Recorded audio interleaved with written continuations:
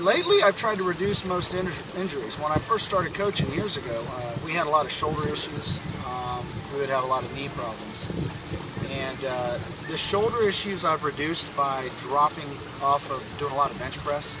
I used to have a lot of guys that like to see how strong they were and see how much they could bench. And what I found was we had a lot of bicep tendonitis and a lot of shoulder issues with that. So I've dropped off of that a little bit.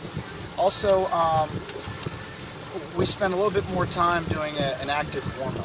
And what I mean by that is, rather than getting in and just kind of saying loosen up, we actually do a set. We get their heart rate going, and we do a good warm-up before we get up and sprint. I think that's helped a lot. We've kind of reduced stretching prior to working out. I don't know if that's better or not, but I seem to be getting better results from having the kids get warmed up first.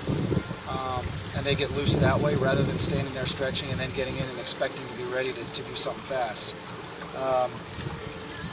But probably now the most common injury I see is probably still knees.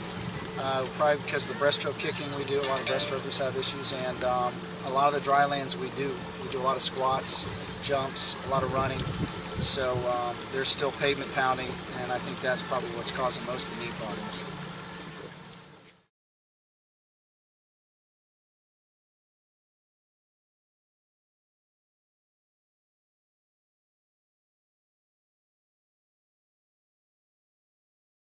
We really tried to do a full body conditioning. We spent a lot of time on core, a lot of dry lands. We run, certain times this season we run up to 6 miles a day. Sometimes we run up to 15 a week. We do about 3 hours of dry lands, and included in the dry lands is some weight work. So I think that's probably sums up some supplemental training.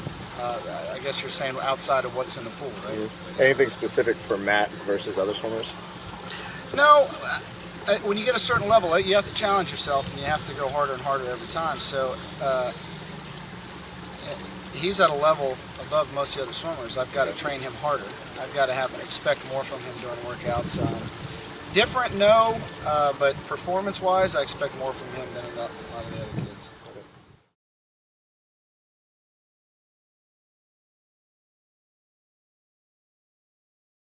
I think it plays a role in core. We do jumps on bleachers, and I think that has a direct help on starts and turns. I mean, when you think about it, turns are huge. The distance off the wall, that leg power is really important, I think overall the plyometric is a small part of it, but it is an important part.